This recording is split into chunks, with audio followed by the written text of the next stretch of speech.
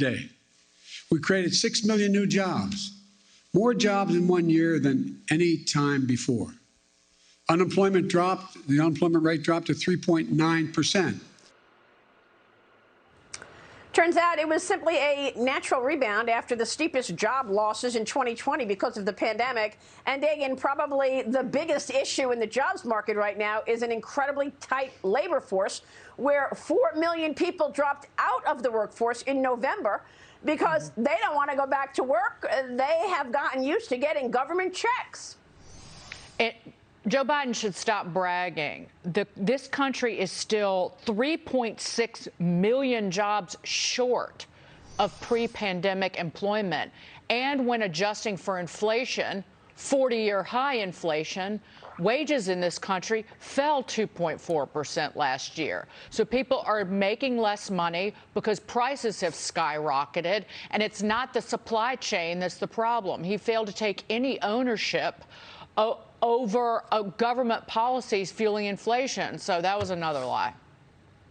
Well, exactly. He claimed his over $1 trillion big Build Back Better plan, which was actually close to $5 trillion. He said it's actually going to alleviate inflation. Watch this. The bottom line, if price increases are what you're worried about, the best answer is my Build Back Better plan. Well, Penn Wharton says it will actually increase inflation, stoke inflation even more, between 0.1% and 2%. Mark, we know the definition of inflation: too many dollars chasing too few goods. And after that $1.9 trillion COVID package in 2020, inflation was on the run. We're talking about 40-year highs.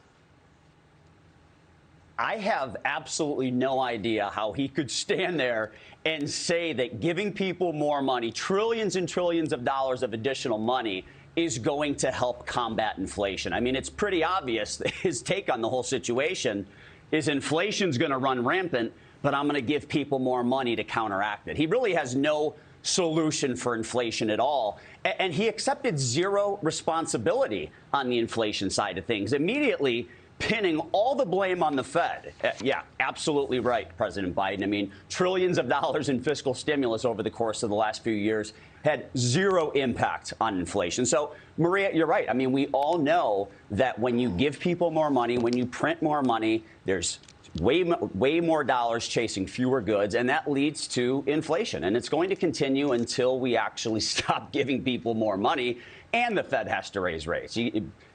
Actually, you need to attack it from both sides of the equation.